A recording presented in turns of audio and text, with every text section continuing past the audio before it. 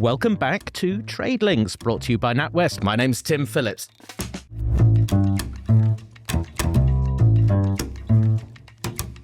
And welcome back to our regular panel. Aastha Gupta, European economist, economics and market strategy for NatWest Markets. Hello, Aastha. Hello, Tim. And Scott Livingstone, international advisor, NatWest Group, and a very busy man at the moment. Hello, Scott. Good morning, Tim. I don't mean to imply that you are not busy, Aastha. I think these are very, very busy times for all of us. And that's increasingly because on Trade Links, we are asking questions, well, that we never thought we would ask. So today we've got another hypothetical that just isn't hypothetical anymore. What does it mean for trade when trade routes through the Strait of Hormuz and the Red Sea are both compromised at the same time? Yemen's Houthi movement has warned it could block the Bab el-Mandeb Strait if it decides to enter the conflict in support of Iran. The strategic waterway connects the Red Sea to the Gulf of Aden, forming a crucial gateway to the Suez Canal, one of the world's busiest trade corridors. Any blockade here could disrupt global shipping routes between Europe and Asia.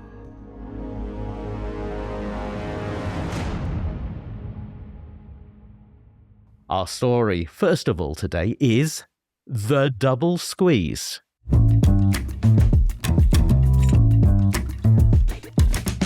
So, Aastha, we've covered these two trade corridors before, and I've learned a lot about them from you. But remind us, why are they separately and jointly significant? So, Tim, individually, these two corridors are absolutely central to how the global economy moves. The Strait of Hormuz is the world's critical energy choke point because roughly about 1/5 of global oil exports and about 1/3 of LNG pass through it. And there's simply no like-for-like alternative to that scale. And it's not just about fuels either. Nearly half of globally traded urea, which is the most widely used fertilizer, passes through the Gulf via Hormuz. And there are other fertilizers as well in the picture. So the world's farms, not just its power stations, are deeply exposed to any disruption here.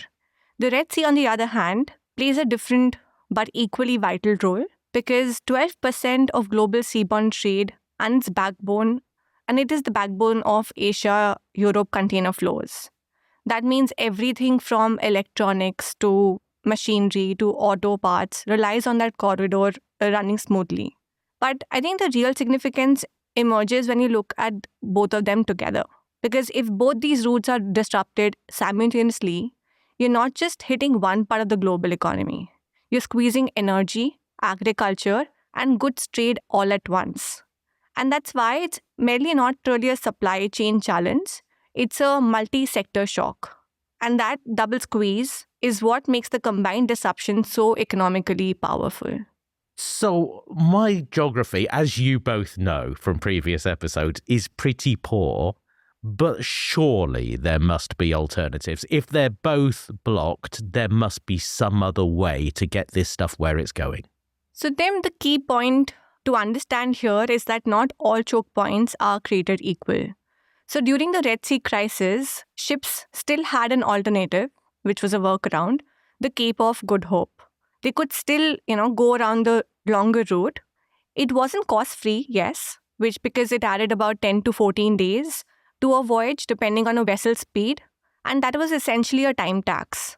But global trade didn't really stop, it just took a detour. But the Strait of Hormuz is completely different because it's a cul-de-sac. If tankers are inside the Gulf, they can't simply reroute by taking a longer path. They're essentially stuck. That means you don't just get delays, you get an immediate scarcity effect. Yes, people keep mentioning about these pipelines that are there in the region, but even at theoretical full capacity, they can only replace about 1/3 of the supply. And that often is the case that they rarely operate at full capacity. And that's why the economic consequences for both of them blocking are different. The Red Sea situation was mostly a container shipping disruption, and the Hormuz disruption hits oil and LNG supply. And if crude cannot really get out, the world has to rely on inventories or has to push through already constrained pipelines. And there's always a second-order risk here. If energy markets tighten and fertilizer production is squeezed, you start to see pressure on global food scarcity. So the economic impact is not just about rerouting costs, it is the knockout effects. Longer lead times, higher working capital requirements, delays to production schedules, and of course, inflationary pressures, which are particularly accelerated for Asia because it is most exposed to these trade flows. Now, Scott, I'm talking, and many other people are talking at the moment, as if these areas were calm and peaceful before. Is that the case? Well, Tim, remarkably, both were politically settled relative to their very conflictive neighbourhoods that they're in for long periods of time. However, both sea routes have experienced profound periods of instability and crisis in recent times. For example, in the Red Sea and the Suez Canal, we had long periods of obstruction after the Suez crisis in 56, after the Six-Day War in 1967. And then we had a spell of piracy around the Bab el-Mandeb choke point in the early 2000s. But the most memorable and most relevant obstruction to the Red Sea route was the problems caused by the Houthi forces in 2023 through 24, where, dozens of ships were targeted by drones, by small boats, by missiles from the Houthi forces. And the point here, I think, Tim, that's relevant to where we are now in the Hormuz Strait is that those efforts to suppress the Houthi forces lasted for some 15 months and really only concluded with a deal when there was a ceasefire in Gaza and there was a deal with the Houthi forces. So I think the takeaway is that those insurgent, those asymmetric forces were able to close the Red Sea effectively, and they were very difficult to suppress with kinetic strikes. The Strait of Hormuz has been disrupted in the past. The most famous example was the tanker war during the Iran-Iraq conflict in the mid-1980s, where both sides were attacking oil export facilities and shipping in order to wage their war. It wasn't a blockade, but it was a campaign of attrition. Some 400 ships were damaged during that war, the Iran-Iraq war, and it led to the Americans and allies intervening to protect shipping. So mount the convoys. We've heard Donald Trump talk about convoys. It happened during the Iran-Iraq war, and it happened successfully. Although not without problems. There were accidents. An American ship was hit by a mine or hit a mine, provoking the Americans to engage with the Iranian forces. And we had a dreadful accident when the American forces accidentally fired on an Iranian airliner, a civilian airliner, causing a number of casualties. So we have seen through history, despite a relative political calm in this neighbourhood, both of those sea passages have been disrupted by warfare. I think all of that history that you've given us has shown us that there really is no point in us trying to work out what's going to happen in 2 weeks, maybe a month. But if we look further ahead then to the medium or the long term, and sooner or later, peace will have to be declared, whatever that peace is and whoever claims to be the winner. So what are the scenarios here? What are the scenarios for geopolitics? What are the scenarios for trade when this is all over? Aastha.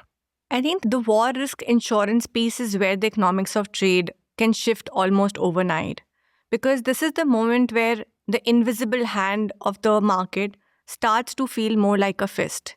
Before the latest escalation, war risk premiums were running at around 0.25% of the vessel's hull value.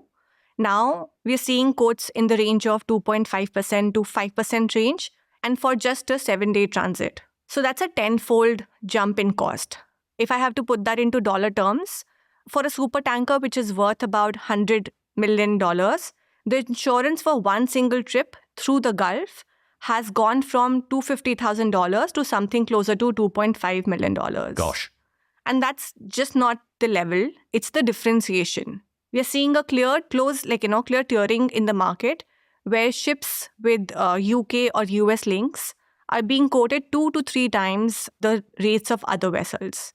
And in effect, the Western affiliated shippings is being priced out of the region altogether. That changes routing decisions, availability of tonnage, and ultimately the cost and reliability of supplies. So even after a ceasefire or a formal declaration of peace, I think the question is, how quickly do insurers believe that? because war risk pricing tends to fall a lot more slowly than it rises. Because even if the perceived threat lingers, the economics of using those corridors may still stay fundamentally altered for months, if not years, after the shooting really stops. Scott. The range of scenarios are still the same as the range we had at the beginning. Either we see some form of new regime emerge from the wreckage, or we see the remnants of the old one still be in place, albeit with infrastructure diminished capability, or we see chaos and we see some factional fighting where it's very difficult. I think the point I would say, again, picking up on your well-observed point that we can't really predict in the short term, but in the long term, I think in the long term, we're looking at unstable Iran. Any of those options are unstable, unpredictable. There will be an impact on the cost of shipping in any of the scenarios for the future. There will also be an impact on rebuilding of infrastructure, particularly in the Gulf, anything that's been damaged. And there may well be, depending on which of those scenarios, and at the moment, the scenario that's hoving into view is the idea that the remnants of the regime survive. There may well be a cost in terms of dealing with that regime. I think we're likely to see the militarization of the Gulf states. There will be lessons being learned about defending their vital national and economic interests. And I think part of that will be hardening their facilities, increasing their defensive capabilities. So I think that's something we'll see. I think we'll also see an idea of finding alternative routes that don't involve the Strait of Hormuz, which means I think if you're in the oil pipeline laying business, there'll be something in the future, I think, there. And finally, I think this uncertainty, this instability in Iran, come what may, many surrounding states, and including into Europe, will be keeping an eye on the possibility of a spike of refugees. Tim, if you look at this through the superpower lens, then clearly there's a scenario where American power credibility is either diminished or enhanced by the outcome of this situation. And from a Chinese point of view, I think it's really interesting to consider a scenario where in the future we see China playing a bigger role as a stabilizing superpower, stabilizing partner in the region. I was struck that at a recent defense affair in Riyadh before this conflict, the biggest area of vendors selling their goods were Chinese. There are a lot of hot take journalists at the moment. You're laughing at me. You think I'm one of them, who say that this conflict has changed the region forever. From what you're saying, that doesn't sound like too big a stretch. Is that true? No, I don't think it is too big a stretch. I think this is a profound geopolitical event that we're in the middle of now. At time of recording, this really is live. And the full extent of the impacts are difficult to see.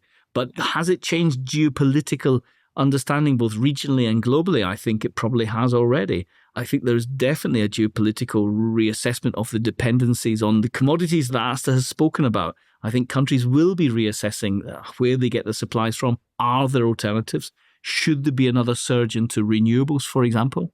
As I said, the Gulf states will be reassessing the foundations of their strategic sort of assessments, their deterrence calculations. I think that will go through a check. And as I say, I think China may well see an opportunity here to take forward the narrative that they're already pushing, that they are a force for stability, a force for sort of peaceful resolution of geopolitics. And I think there is a chance that they will take forward that agenda in this region after the war. As I always say at this point, we will return to this later in the series.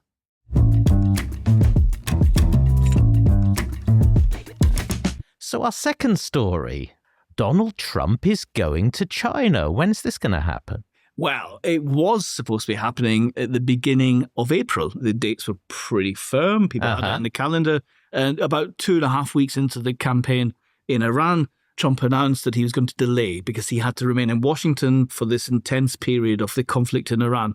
And so the date's now been spoken about. It'll be a delay of about 5 weeks. That puts it to the beginning of May. I suspect it might go into 6 weeks because the beginning of May is traditionally a Labor Day holiday in China. And I doubt very much if Xi and the party will want to host Trump during that holiday. So I'm expecting second week, maybe the third week of May. But it will still happen. We've been confidently reassured. And both America and China, and I think this is noteworthy, both America and China are downplaying the significance of the delay. They are going out of their way to point out that this is a diary thing, not a content thing. So I think that's worth noting. So I'm still of the view that this meeting will take place. And I'm still of the view, I said this before, that this will be the biggest planned set-piece event of the geopolitical year. Now, we're in the middle of the biggest unplanned geopolitical event of the year, but certainly in terms of the global significance, just because the media has sort of taken its eye off Xi and Trump, I still believe that this is a crucial meeting for global geopolitics. Aastha, going into this summit, how strong are the hands that each of the sides are holding when it comes to what they want to negotiate in their trade positions? I think the starting point for both sides is pretty transactional because Washington has been signaling a tougher line on tech transfer, outbound investment screening, and even tying tariff relief to specific conditions. Beijing's priorities are different. It basically wants stability in supply chains and markets, especially while domestic demand is still soft and confidence remains fragile. But with the latest geopolitical developments, this summit feels less like a trade dialogue and more like a pressure cooker because the agenda has shifted away from the old playbook of tariffs and soybeans towards energy security, resilience, and who ultimately bears the risk. I think from Trump's perspective, it is fundamentally about leverage, and he basically likes to press hard for concessions, especially in areas like where the US believes China is strategically vulnerable. And from China's perspective, I think it will probably take a more patient, calibrated approach because I think it might just offer some economic gestures, maybe buy more US energy, but it would avoid making stronger or deeper any arrangements there. So it's no longer a debate about bilateral trade balance. It's about which side ends up holding the geopolitical and supply chain risk and how that really shapes the next phase of economic relationship between the two countries.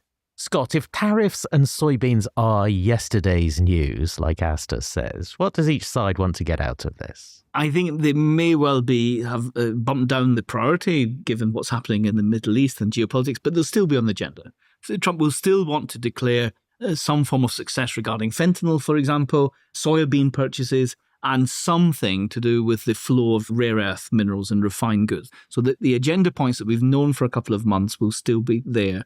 I think that you're right, though, Aastha. I think the geopolitical tilt could play into this, and we could see more positioning for, as you say, supply and of vital supply chains. And I think that will be on the agenda. I think Trump will still be concerned that Xi might put Taiwan on the agenda. There was a phone call a couple of weeks ago where the account of the phone call was slightly different. The US version made no mention of Taiwan. The Chinese version had Taiwan as one of the talking points. And my view is, given what's happened in the Middle East, given Trump's foreign policy statements of the recent months, I think the chances are greater that it will be on the agenda. That doesn't mean that we will see a dramatic step forward. The other thing to bear in mind here, Tim, is this is meeting one of two meetings this year. So the follow-up meeting currently scheduled for September in Washington. So a chunk of this agenda will be about setting the scene for the next meeting. So although it's extremely important, we must see this as a two-hander, and the agenda will continue into September. When we're thinking about what China has in its favour at the moment, its supplies of oil have now been compromised. So does that mean it's more exposed than it would have expected when this meeting was set up last year? I think for China, the real economic risk isn't that it suddenly runs out of oil. It's the cost of keeping the lights on has essentially turned into a massive tax on its manufacturing base. Their independent teapot refineries are already stalling because they can't secure crude oil at decent prices. The gas-dependent sectors, from chemicals to heavy industry, are seeing input costs surge. And that strategic petroleum reserve of roughly 90 to 100 days, it's starting to feel less like a buffer and more like a very loud ticking clock. Do they prioritize keeping factories running, or do they preserve capacity for military and strategic operations? And I think in 2026, they may not be able to do comfortably both. Scott, is China exposed? It is. It's exposed like all of the Southeast Asian and East Asian customers of Gulf hydrocarbons.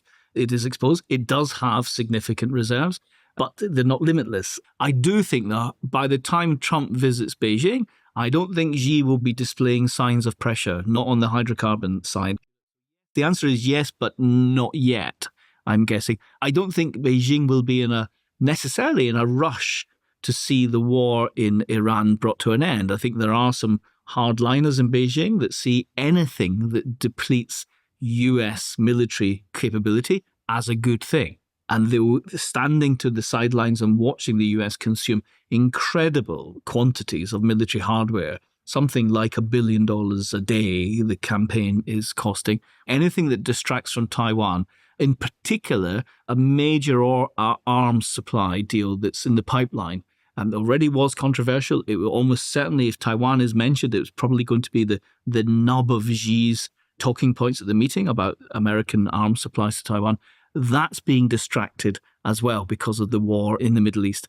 And as I say, the war in the Middle East, I think, Tim, there'll be some in Beijing who would see the aftermath as laying open opportunities for Chinese soft power in the region and Chinese sort of trade, and particularly defense and security trade. I think they'll be viewing opportunities. Let's do a hot take. A lot of these summits, they're really about the photo opportunity and a prepared statement. What might come out of this that could materially affect anyone that's listening to this? I think the optics really do matter, but mostly to Trump, but also to Xi. It's not, Xi has domestic issues to deal with. I think he needs stability moving into the 21st Congress next year, where he'll be looking for it to be reappointed. But Trump in particular, I think, needs the optics to be just right, particularly given the context of what is at the moment is seeing as a very difficult conflict that he has initiated in the Middle East. So the optics really do matter. In terms of what would materially impact on people listening to us, I think if we see the agenda spinning away from tech and trade and firmly into territory, then we'll start sounding some very small alarm bells about where the future of this is going.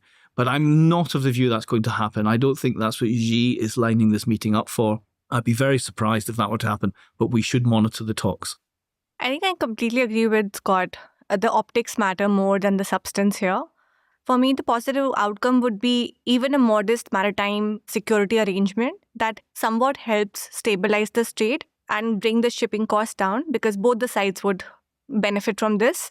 A negative outcome would be Trump using the crisis to justify more onshoring and more protectionism, which would further fragment global trade and raise costs in the end.